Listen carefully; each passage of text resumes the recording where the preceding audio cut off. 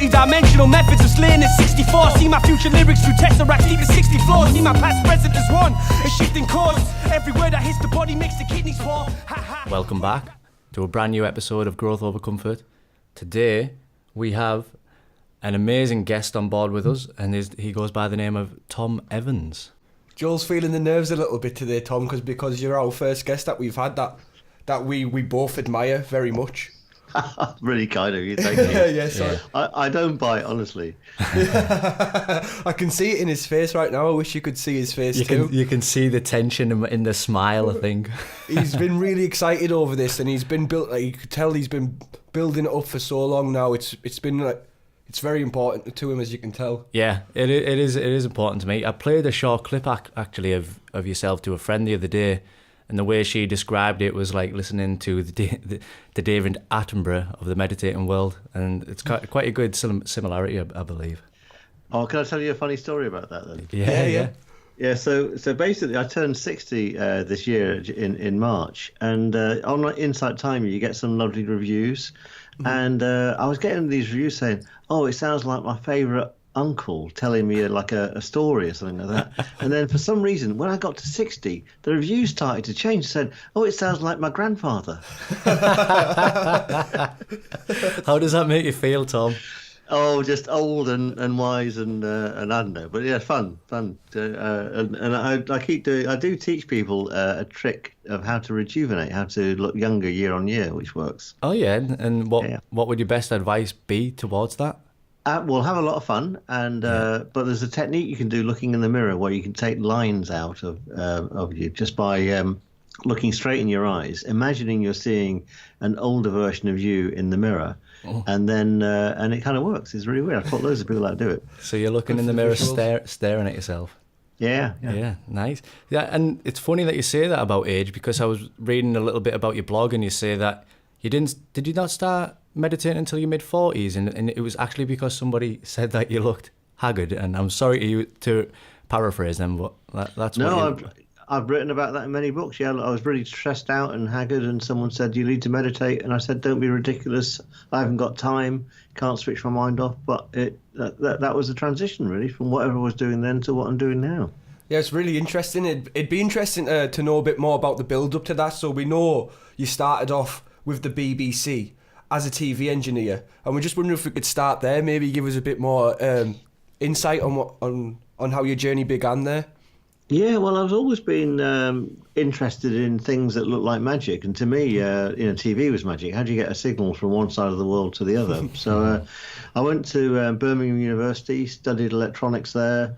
My final year project, would you believe, was an imaging system to find the Loch Ness Monster. And at the time, they weren't teaching TV technology at university, so it's almost like a sideline I did to learn about television technology. So when I graduated, I went on the milk round. I got interviewed by the IBA, as it was at the time, the technical side of ITV, and the BBC. They both offered me jobs. The BBC offered me more money, and so I went and took that job. Within 2 years, I got headhunted by Sony.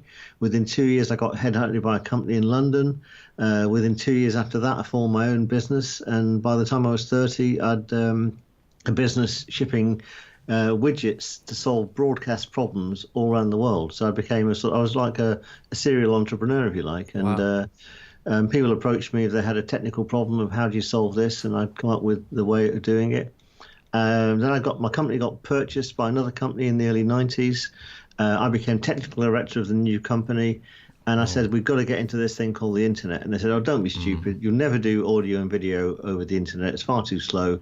So I threw my technical toys out the pram, did a year of gardening leave because I had a non-compete clause in my when we merged the two companies. And then I formed an internet company, built and grew that, traded all the way through the dot-com boom and bust. Wow. And then I got to this mid-40s, having built two businesses up, really made quite a lot of money, but really stressed and disenchanted.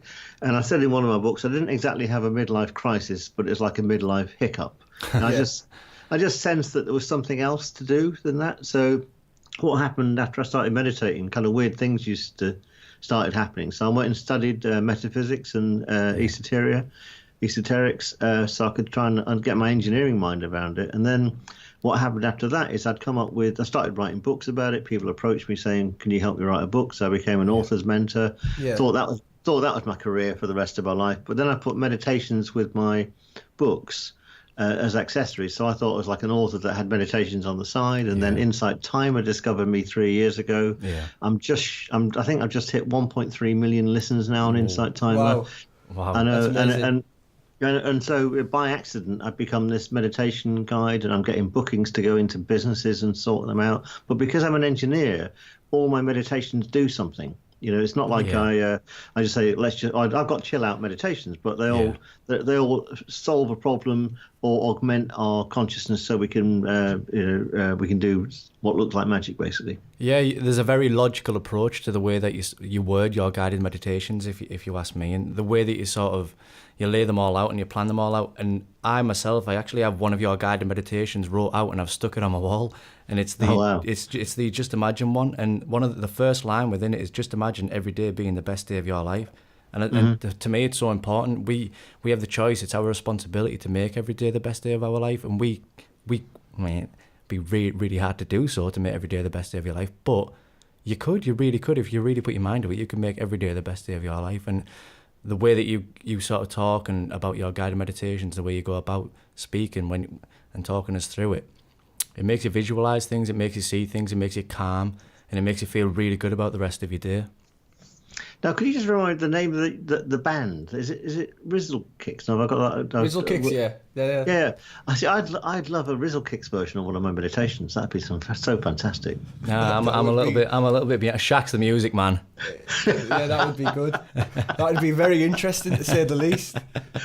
I just think because what it does, it takes that genre that a lot of people would never listen to a meditation into people that won't even listen to a Rizzle Kicks track. It would be a good crossover, wouldn't it? Yeah, love it. And I was just wondering, Tom, say just before your 30s and you were making that shift from working for these corporations to starting your own business, how did that feel during that time for you there? Like, what was the emotions going into to having a boss to becoming your own boss? Well, at that time, there was no school of entrepreneurship. And what happened was I actually got, when I left, the BBC basically was a fantastic job. I learned so much about television, but it was a very early days of TV. And at those days, BBC were the only producers of TV, apart from ITV. But ITV and BBC had their own engineers. What happened was then a brand new industry came about of independent productions, and all the manufacturers, people like Sony, Panasonic, Hitachi, JVC, were starting to produce equipment. Was lightweight. You could put it on your shoulder. You didn't need to have an engineer to go with it necessarily, because it was more reliable. And so what happened was Sony grew. They offered me like twice my BBC salary, and then someone else offered me twice my Sony salary, and I just went with it because the streets were paved with gold at the time. And it was 1984 when Channel 4 set up, and Channel 4 had no in-house engineers. So I just landed in London the very year that Channel 4 set up. And there weren't many engineers around at the time, So and people were trying to do quite advanced things. Using what they call ENG cameras at the time. They became EFP cameras, ENG, electronic news gathering, EFP, electronic field production. And so this whole independent production thing hadn't set up until then, really. And I was just in the right place at the right time. So there was no fear. It was just excitement, a young man on a mission and busy and doing fun things. I've worked on the Tour de France twice. I've done so many triathlons. I've worked on some really good gigs. They've been a lot of fun. Wow. And I've also at the BBC, I used to work on the Rod Hull Emu show, and I've had my hand up emu. So these things are things that are on your CV, just amazing. Yeah, you do have quite a CV. To be honest, the amount of stuff you've done before you were 30, it's very impressive, and it just shows your ability to create something out of not a lot. Well, funnily enough, see, my third book was exactly that. So then I wrote a book about writer's block, Yeah. And then I wrote this book on light bulb moments. Where do light bulb moments come from? And what I was doing was reverse engineering what was happening to me in my early 20s. You know, I just have an idea literally off the top of my head. And there was no information about this around at all. So I had to sort of channel it in. And then the meditations became then the mechanicistic, the tools to let people tune into light bulb moments. So that's where it all started, really. I thought, well, instead of just writing about it, why don't I also take people through the state of consciousness change so you can get ideas in? But being this engineer who's really practical, the book also talks about not just how you get a light bulb moment, but how then you ground it so the idea actually happens. And that's the difference between a successful entrepreneur and someone that just has a go at it. Amazing. Yeah, so you talk about the light bulb moment. I call them like an aha moment where you... Yeah. But I think is one of your books, is it The Big You? And it's realizing the potential of your life and the quality of freedom to your wildest dreams. That's two of the sort of ways that you describe these books. And that's the very latest book, just came out in August. Yeah, so would you like to talk a little bit more about The Big You? Well, it's a book I didn't plan. I met this amazing man called Lawrence Udell last November, and he had a dream for a book which describes what we really are. And we are really multidimensional spirits having a human experience in a 3D world with a forward arrow of time. Ooh, and he had a model. Do you like that one? We loved it. Yeah. We loved it. Look, we're not, by the way, listen, we're not on anything. This is just, this is all done completely sober, not under the influence of anything. Yeah, so, and so the book kind of describes that. And Lawrence came to that from a shamanistic viewpoint. I'd got to that position from studying the tarot. And the minor arcana of the tarot describes us as exactly that. And so I had to change some of my words so it fitted in with Lawrence's model. But I was really comfortable with that because Lawrence's model was one where it just makes sense, you know, that we all got the sense that we're bigger than who we are. And once we let go of that, you know, once we let go of this idea that we have to drive things and that, you know, maybe there's a component of us which is non-worldly, who is looking after us, into either you think of it as our guides or our soul or our higher self or whatever words you want to use. If you're religious, you might say, well, it's the angels, the archangels, or God. And I'm pretty agnostic when it comes to what the actual mechanism is. But I do know that if you think that you know what you're supposed to do, then you can block the potentially best future for you. And you mentioned that meditation, Just Imagine. Yes. That's one of a series of 10 that I recorded for a book, The Authority Guide to Practical Mindfulness. The complement to that is Just Be. And Just Be is a much smarter state to be in. So when you're in the Just Be state, if you're in the Just Imagine state, I should say, you can imagine a future which might be okay for yourself, but you might be blocking out a better future by manifesting slightly the wrong things. When you're in the Just Be state, you allow the most perfect future you to come about, because there's no way that I would have ever said at any point in my career, you know what, I'm going to become a meditation guide. That just wasn't on the plan at all. You know, I knew I could record some decent meditations, but I haven't trained in meditation.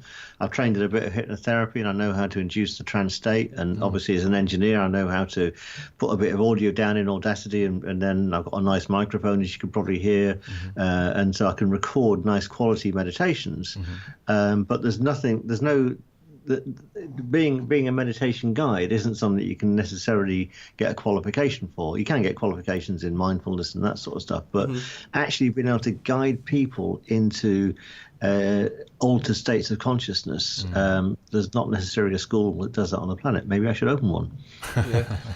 That could be your next big project. And we are working on a thing called the Big You Foundation, which is to help everyone get to be the biggest version of them that they possibly can be, and that's going to be a charitable foundation we're going to launch over the next few years.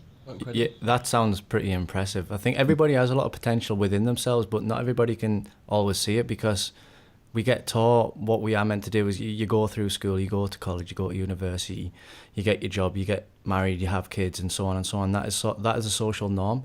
I don't think that a lot of people can really see the potential within their lives, because their judgment is always clouded through what is accepted and what is not accepted. And a lot of people really don't push themselves and step outside to find what really burns deep within them. And they can never really fulfill the potential because they don't know what the potential is. Well, I know my generation, they've almost been branded as the type of generation that are scared to be out of their comfort zone.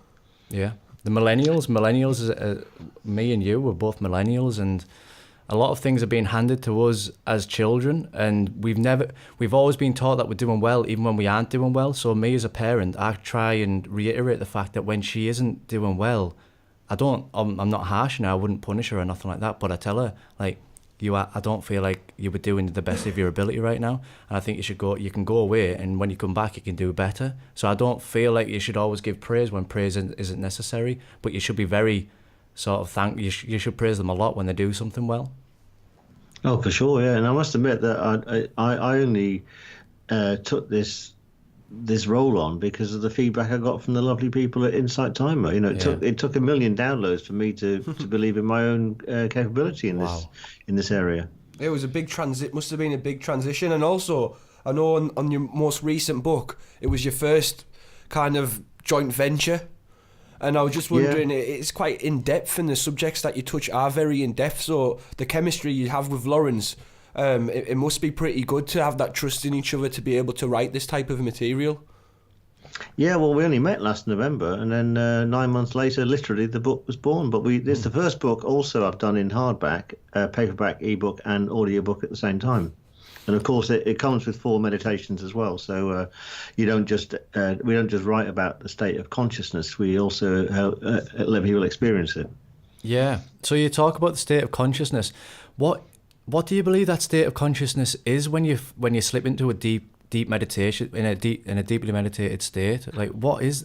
For me, I've experienced weird sensations when I've been in a deeply meditated state, because it's almost as though I'm floating in and out of my room. That's one way I could describe it. It's as though, like, I'm not really connected to my body, and I'm going up and down and up and down, and I'm not there anymore. I'm not within my own body. Well, there are many meditative states. We should say this for a start. So, and there are many types of meditation as well. So, when I go into corporates teaching meditation, I explain how there are meditations that just help you relax, and they're really, really good. Some really great ambient music meditations that just help you relax, and they're really good. Then there's sort of functional meditation. So, for example, I've got a meditation that helps you get rid of jet lag using an astral traveling technique. Wow. So that's what I call a functional meditation.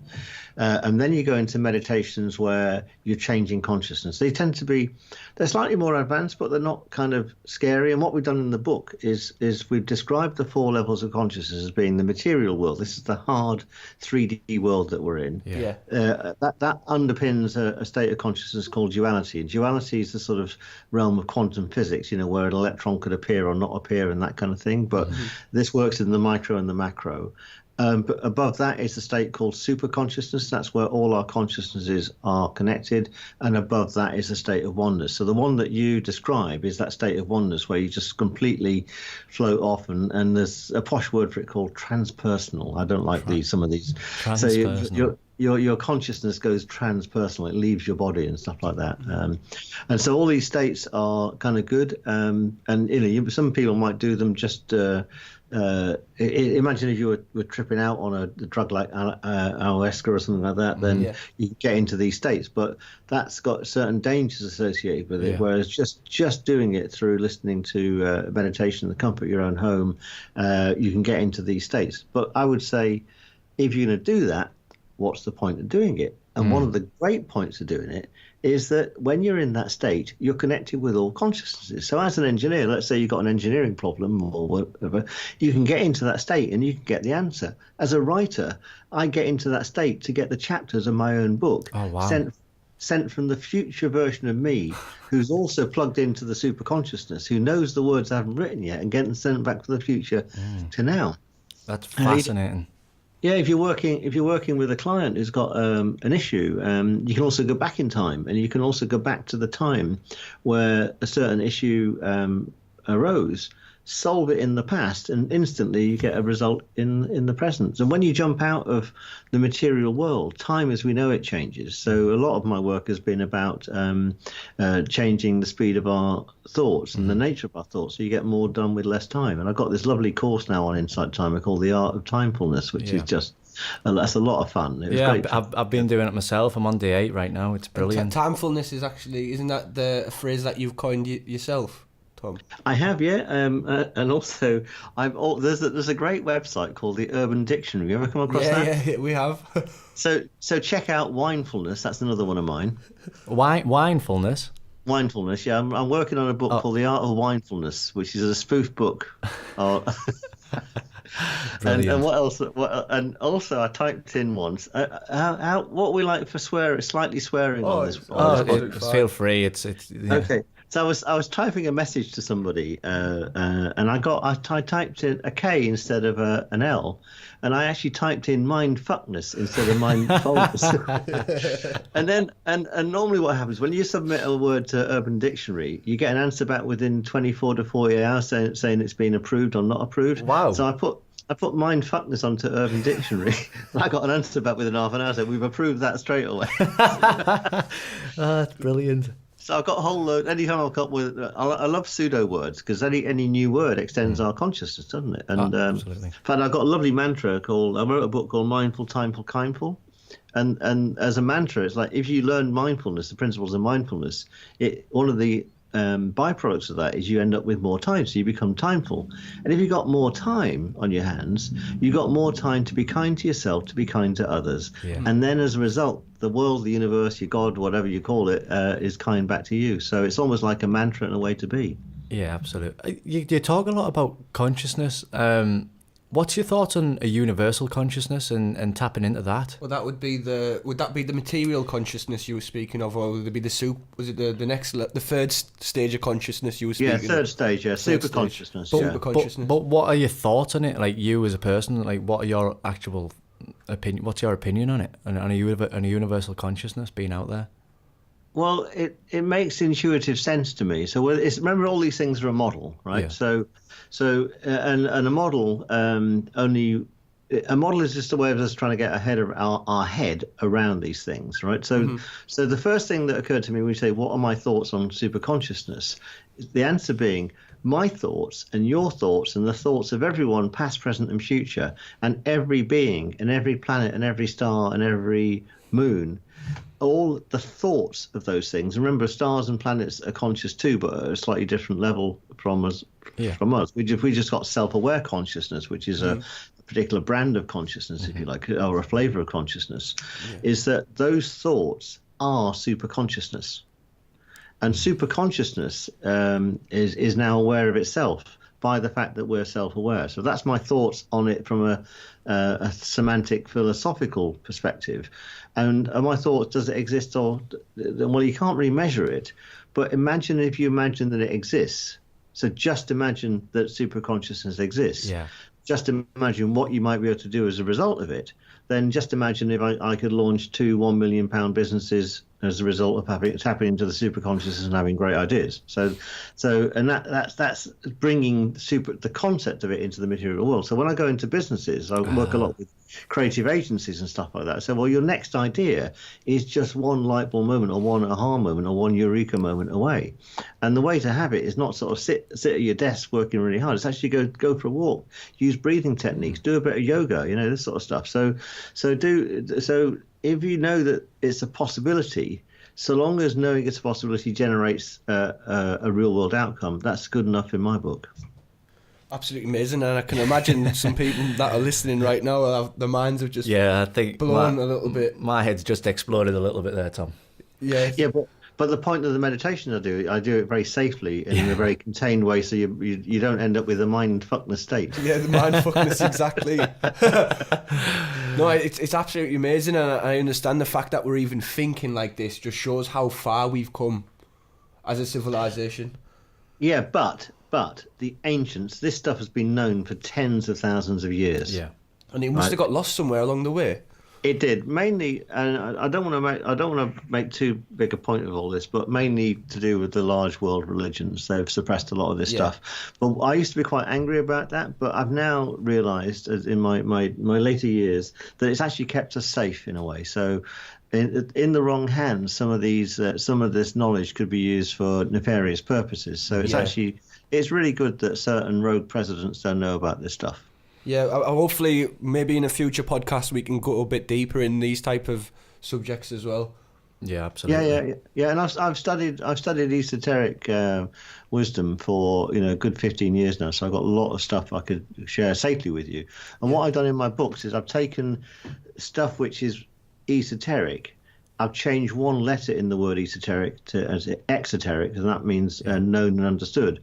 And my mission really has been to take the esoteric stuff and make it safe and accessible to a new audience. But one way you have to do that is to do it in a kind of Trojan horse. So, my book on light bulb moments didn't say, here's a guide on how to tap into super consciousness. It said, here's how you tap into light bulb moments. And I did this book called, I've written about the major arcana of the tarot and the minor arcana of the tarot, but I've not used the word tarot in the title because that'll put people off that think that the tarot is a fortune telling deck. But actually, the tarot is a model of human consciousness. It describes us as these multidimensional spirits having a three-dimensional experience. Wow. And how do you feel about mainstream media? Do you feel like they could be doing more about helping people understand consciousness a lot better? Well, I've always wanted to do something which would be quite fun. I'd love to do a midnight meditation. So at midnight the television goes off and we do this sort of 10-minute meditation. Or in the morning, instead of starting with the bad news that's hit the planet, let's start with a morning meditation. So we embrace this stuff. It'd be good. So I think that there are certain people doing some good things. In the same way, media. The traditional media channels are now switching to your YouTubes and everything else anyway. So I think you'll find all you need is out there. I've got loads of my meditations on there. I've got a really good one I must share with you. It's called an Apple Watch. Right. And I launched it. I had a dog walk on the day that the Apple Watch came out, and this idea that why instead of having an Apple Watch, why don't I do a meditation where people are watching an apple? So it's a free Apple Watch, and you just stare at that's a brilliant concept. That's a brilliant concept. So simple but so effective. It's amazing. And 16 books later, and you've done so much. What is driving you now to keep wanting to create? Basically, like you're creating a lot of stuff for people out there. What's motivating you to do that? Oh well, 16 books ago, I started writing another book which I haven't published yet. And so my 17th book, which is the slowest book I've ever written, is called Soul Wave, A Future History of the Earth. And I've channeled, I've written it as science fiction stroke. I've even found it 16 books later, it's even got a genre now. It's called post-dystopian cyberpunk. Wow. Sounds like something down So cyberpunk is a bit Mad Maxy when the world's all gone to pot. And post-dystopian is when we got our act back together again. And in this book, it's a future history of the Earth. And what I'm doing with it, which I've never done before, what I like doing with every book is doing something different I've never done before. Yeah. So it worked for Charles Dickens. So I'm actually serializing it at the moment on through a website called Patreon. You ever come across Patreon? Yeah, I've heard about that. Yeah, and so for $1 a month, you can actually be the first people on the planet to read this book. And if you got if you've got grandchildren or you think of having grandchildren, it might be worth reading it because it talks about how all life on Earth will be not existing in less than 100 years. Yeah, it's 100 years, isn't it? When I read up on it, I'm going to be honest, it scared me a little bit. Well, no, because it's actually it's a book of hope. It's a book of it's actually a love story as well. And this happens all the time. So the mass extinction events happen all the time. This is, if it's true, and I'm not saying it's true because it is a work of fiction, but there's lots of other stuff in there that I couldn't put in any non-fiction book because it's just too weird and wacky. So I hope that it's a good read. I hope it gets people to look up at the cosmos and be amazed at this cosmos that we live in and that's given us this ability to think and to become self-aware. So that's the main purpose of the book. But also it's all about how things have to die so things can live. So we wouldn't exist right now if 2 or 3 generations of stars hadn't died. We wouldn't be around, and it's actually the thing that takes us out in this fictional story is the death of a star too close to the Earth. I don't mind saying that because I've telegraphed it in the front of the very first book. But the book is mainly to say these extinction events do happen. They've happened in the past. They will happen in the future. If one is coming our way, actually, for the first time, possibly in all the ages, we have got the smarts to do something about it. But it's not a scare story. It's not designed to scare people. It's actually to celebrate life and the fact that we've got this, and we live in this cosmos, and we can marvel at it. Yeah, I think that's absolutely amazing. And so this would have actually been the first book you ever written. Yeah, I wrote it before. I started writing it before all of my other books, and it was inspired by having a shower with a tarantula in South Africa.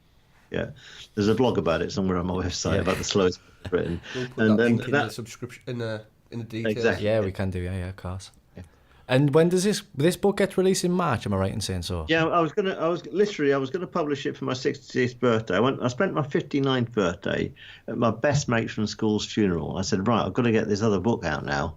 And then this very tall, lanky bloke called Lawrence Udell breezed into my life, and this other book happened. So the big U got in the way of it this year. But I'm not going to do any other books, including The Art of Mindfulness, which is in The Art of Mindfulness might be hitting our book stands for Christmas in 2019. But I'm not going to start writing that until it's finished. Yeah. And I suppose also there's The Art of Mindfuckness as well, isn't there? So Tom, you're constantly looking elsewhere. You're constantly looking to improve. Do you tend to set yourself goals and targets? Because I know myself and Shakk, we both tend to set ourselves goals and targets to aim for. Now you've achieved so many things. What is it that makes you do the next one again? Like, do you set yourself the goals and targets for the future?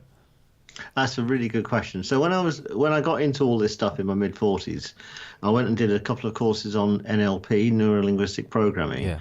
And I got introduced to this goal-setting system called SMART. You ever come across that? SMART goals? SMART? No, I'm doing a neuro-linguistic programming myself at the minute, but it's not necessarily a part of NLP, but people seem to teach it. It means specific, measured, achievable, realistic, and timed.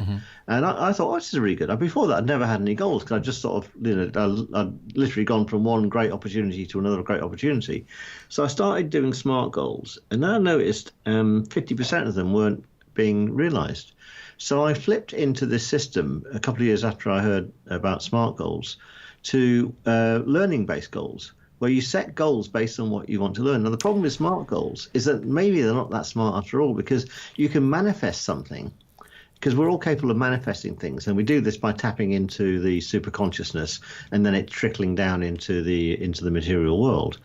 And this is the mechanism for ideas to become real. So what you can do by using SMART goals is you can block the better things that are out there. So I started to do learning-based goals where you basically say, I want to learn this, I want to learn that. And I noticed then that something like 75 to 90% of my learning-based goals were being achieved. But they were being achieved faster than I'd put. Because what you do is you make them time-based. You say, in the next month I want to learn this, and the next 3 months I want to learn this. By the end of next year I want to learn this. I learned this from a shaman. So, and then I noticed that there was more out there. So when I became this meditation guide that I never planned to be, I kind of realized that even the learning-based goals were limiting. And I've now moved to a different state where I literally just serve. So when Lawrence turned up and this big U book had to be written, I went, okay, that's the project. So I made space for that project to come in. I didn't try and manifest that project at all, and that's and the way you do this, you've got to understand our neurology and our awareness is not solely based in our brain. The brain is as much a receiver of thought as it is a transmitter of thought, but our other mind centers inside our body can also guide us, our heart and our gut center. Yeah. So anytime I teach this when I go into corporates, I teach this thing called whole mind thinking, whole mind decision making. Yeah. Where you consult with your gut and you consult with your heart mind. And you can only do this when you learn how to quieten your mind through meditation, because the signals from your heart mind and gut mind are very subtle, and they don't speak in a language, they're more in a feeling. So you speak about your gut, and you were doing this guided meditation the other day, and it was speaking about your gut, and you basically said it answers yes or no. So straight away I asked myself the question, is this podcast going to work? And what you said was absolutely right. My gut answered it before I even finished asking the question. And it was as though the gut was speaking faster than my brain. Yeah, it operates about 5 to 10 seconds ahead of our conscious mind. But because our heads are so loud, we often ignore it. So if you ever said, I wish to trust in my gut on this, then you would experience what it's like to overrule your gut. Or you ever get into something that you could do a project and you say, my heart was never in it. Well, if you'd actually listened to your heart in the first place, you never would have got into it. Yeah, it's a very good point. And so to go back to the goals, In fact, on Just Imagine, you do say, don't set goals on target, set goals on wanting to learn. And now I've given up even doing that. So I just be. So Yeah. if you listen to the Just Be meditation, that's pretty much my philosophy now. I turn up. But one thing I do, I don't I don't have any to-do list. I just have a to-love list. And on the top of the to-love list are the things I love to do first. Yeah, it's a nice way. That's a nice way. To And view it. how's your Just for Today segments that you do? Mm-hmm. Those went really well. How are you still continuing with those as well? Yeah, I met this illustrator turned up. A lovely lady called Siri Sticklestack-Opley turned up a year after I was doing them by text, and we moved them to Patreon now as well.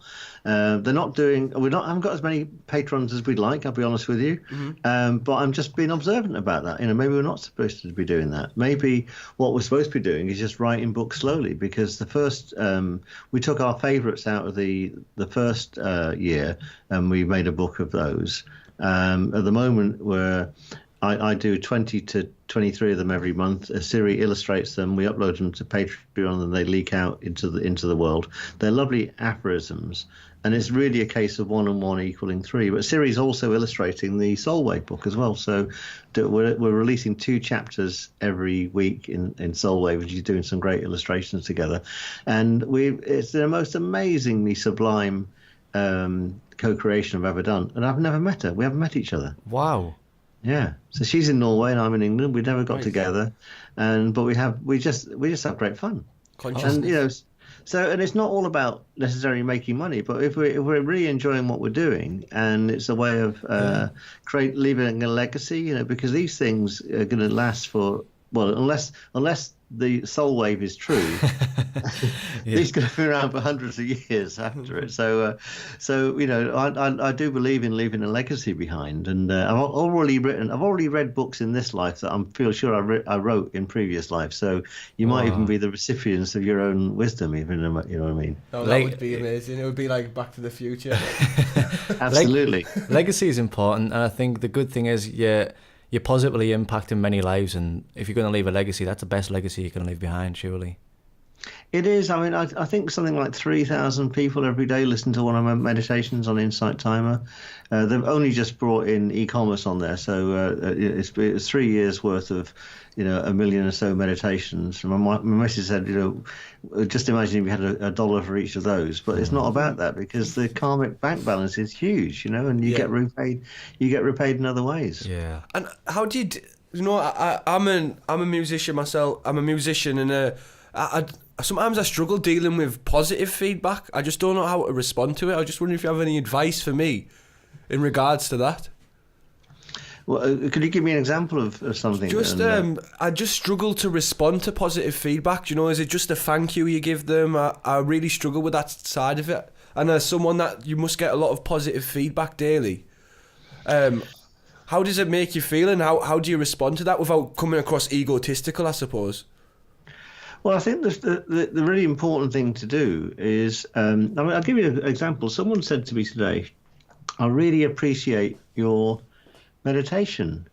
And my answer was, I really appreciate your appreciation. That's amazing. Yeah. Do you know what I mean? So the gift goes both ways, doesn't it? Yeah. It does. Yeah. Just don't take yourself too seriously, I guess. Absolutely, and what they've got a lovely philosophy inside Insight Timer. You're not allowed to put a URL or upsell as part of your response, which is great. So you can't put links in there, and so it makes you be non-spammy. But occasionally I might say, well, if you did like that meditation, you might like this other one. I had one the other day where someone said he didn't like it; it was too short, and as a result of that specific meditation being too short, this was about 2 years ago, I recorded a longer version. So positive, you can negative, it can go both ways, really. So, or the other thing you can do, which I think is absolutely lovely in a way of honouring people, if someone does say something really, really nice, it can also go in your next work, couldn't it? Yeah, you could use it as a seed for something else. Wow, yeah, that's a great way to look at it. Yeah. So you could do the appreciation rap, Rizzle Kick appreciation rap. Writing it down, it's going to happen. That Insight Timer app is absolutely brilliant. I was listening to the podcast with yourself and the CEO of Insight Timer itself, and they are saying how they never plan on charging people for using what is there right now. Yeah. And the courses are great. And what they also want to create an environment for all these unknown meditation teachers. You've got to understand, 3 years ago, I was an unknown meditation teacher on planet Earth. That's crazy. 3 years. And Yeah. And they've now given me a platform, a new audience that wasn't there before. Yeah. But also they realise that in this version of humanity, we have bills to pay, and so they've now brought in premium content in the form of these courses, and they're bringing in donations shortly as well, which is lovely. So if someone likes the meditation, they can give a donation, and that's been absolutely fantastic. But I've never relied on that. I've always found that if I just, as long as I put stuff out there, I'll always have some energy coming in the form of money from other directions. If you've done it, it's a bit like a meditative Robin Hood in a way. You know, you sort of give to the poor and steal from the rich people that can afford to pay you. I like the sound of that. Yeah, yeah, I like the sound of that. And obviously your most recent course, The Art of Timefulness, at the end of it you ask a series of questions, and one of these questions was, where do you waste most of your time? And I actually took a screenshot of this because 40% of people say that they waste their time working, and I think that speaks volume about... We said it on the last podcast. Yeah, I think that speaks volume about our current society. We're wasting our time working instead of really doing what we enjoy and what we love. Yeah, and that's why I run out of love lists, you know. So it said, isn't it? If you love what you do, you'll never work another day in your life. Yeah, it's a great way to look at it. Absolutely amazing. Yeah. And I just wonder, you've always had a certain work ethic, obviously, to become successful in pretty much every venture that you've been a part of. Where did that work ethic, or when did you notice you had that work ethic or the drive to push through more than the average person, let's say? Well, first I should say, not everything I've done has been successful. I've had failures too. But these failures have been learnings. Yeah, I've never lost my shirt over anything, you know. And my dad, I think, to answer your question, is my mum and dad. I'm one of 7 Irish Catholic kids. Yeah. My dad was a really hard worker. He left school at 14. He came from Cork. My mum was very bright, but she was 15 in 1945. And instead of going on to higher education, she had to go and work to help rebuild the country and stuff like that. So my intellect came from my mum, my drive came from my dad, and my ethics from both of them. But my dad said something to me which sticks with me. You know, he said, "Never lend anyone more money than you can afford to lose." So even though I've had a few business failures in my life, I've only risked the amount of money that I could afford to lose on them. I've never gone, like remortgage the house or anything like that, because that would be too much of a risk. I've always done it in a very contained way. And I've tried lots of things. You know, you can only do this by, let's say, if you don't believe in reincarnation, or even if you do, you're only on this world in this format of Tom or Joel at this point. Therefore, you might as well enjoy it as much as you can. Yeah, absolutely. I'm fully with you. And this body, I mean, I'm a big believer in health and fitness as well. I think we should always look after our own body, because this could just be adopted and we could only be in this physical state once. Yeah, that's the vehicle that your multi-dimensional spirit is actually strolling around the earth in. Yeah, the multi-dimensional spirit. I absolutely love that term. Yeah. Go ahead, Joel. So the one thing that I have always been a little bit curious about is your subconscious. They reckon that it makes 95% of your decisions. So whether it's just something as simple as taking a sip of your drink, or whether it's something as simple as like rubbing your eye, or whether it's actually making a full-on decision. Could that ever be linked to dark energy and dark matter? Because we believe we can only see 5% of what is really out there. I just find it very strange that it's 5% with our conscience, and it's also 5% of what we can really see. I don't know whether there's ever a link between the two, but for me, and the way my mind works, I've just tried to do a correlation between the two. I don't know if you've ever sort of thought of that yourself. Yeah, well, in NLP, there's loads of NLP that I completely disagree with, and one is there's two aspects of it. One is that there's only 7 things you can keep in your mind at one time, and I don't think that's true, because I think you only keep one thing in your mind at one time, because of the singular nature of human thought. And they also give a statistic that for every one thought you've had, there's 2 billion unconscious thoughts. And I think that number's completely wrong as well, because I think there's an infinity of unconscious thoughts. So instead of it being a 7 to 2 billion ratio that someone tried to give me when I did the NLP, I think it's a 1 to infinity ratio.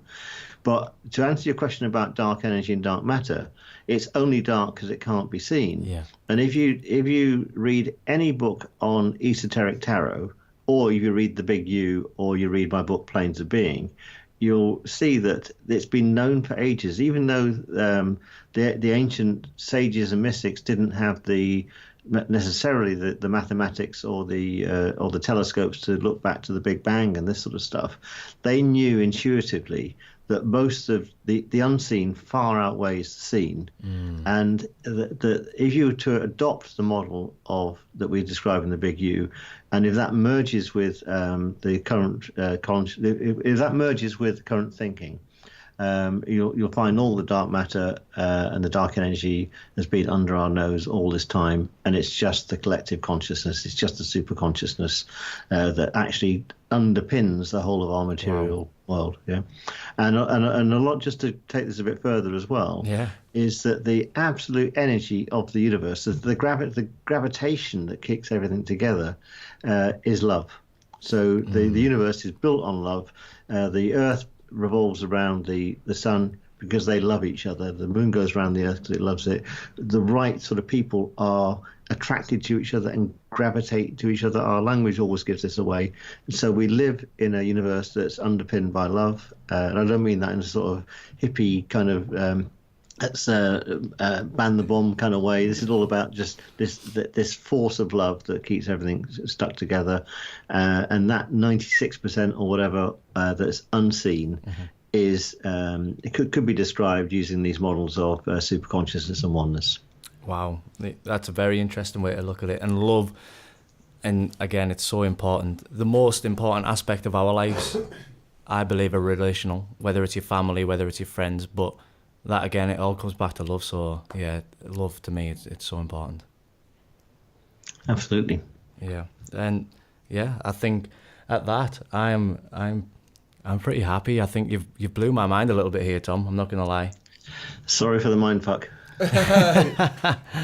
It's been great. I mean, I was wondering personally. I know with someone that works in the field that you do, most people would probably think Tom won't get angry. Tom doesn't get frustrated. But obviously we're all human and we have those moments. What is your go-to technique when you are feeling frustration or feeling frustrated? Well, I've had an amazingly stressful last month, actually. My missus had a replacement hip. So I was looking after her a lot. And 2 days before she had the operation, my father-in-law decided to have a stroke. So he's in a different hospital. So I was pretty stressed in the last month. But meditation in the morning really helps. And I don't mind saying I like a beer. I'm from the north. I'm from Manchester, and I love a pint of bitter. And I find if I have a pint of bitter just after getting back home, it just settles the mind and that sort of stuff, and that's fine. So I'm not an ascetic. This life's not about not having fun and that kind of thing. But also, I guess I've just got a real positive attitude. So if you know that this life is not the only life for a kick-off, but you also accept that Tom might not come back. This version of Tom will never come back. But an element of the soul is immortal. Even when you see people that are maybe haven't got long to live, like Louis's his dad's not doing very well at the moment at all. But he might be a week, a month, or 2 or 3 years, if you know what I mean. You don't feel too sad about it because it's a release, and from that release, then you let that soul go away, do a bit of reprogramming, and pop back and have another go at it. So again, if we don't have this thing called death, then you don't get life from it. So when any stressful situation, I do get angry, I do get stressed, but daily meditation, and I mean daily meditation, helps. But after a while of daily formal meditation, you end up in the meditative state all the time, and you allow your consciousness to elevate away from it. You can see things for what they really are. You get a bit of context, you can get more objective about it, but the real key is to be empathetic at the same time that you're sympathetic, but you don't get drawn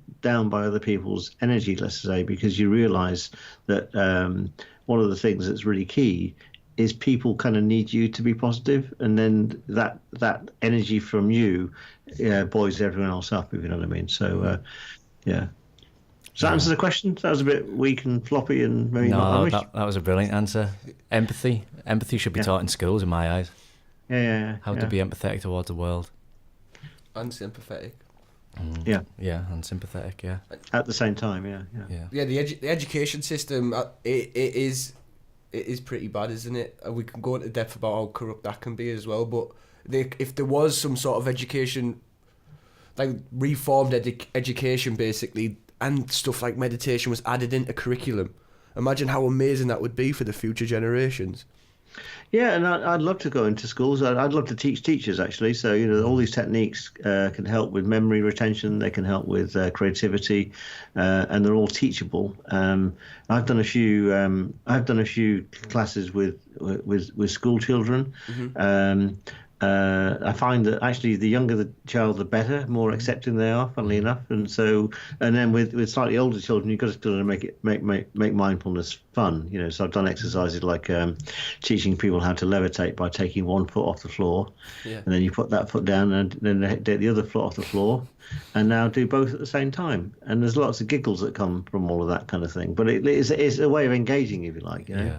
And getting kids to eat slowly I've done slow races where you end up one side of a hall, and it's the slowest person to get to the other end that doesn't stop, and it just turns things on its head, and it makes you think about movement and this sort of stuff, So mindfulness, trying to give an adult version of mindfulness to kids is probably the wrong way to go about it, but you can integrate creativity and mindfulness together. And remember, it's not about meditation, having no thoughts at all. It's about just forming a different relationship with your thoughts.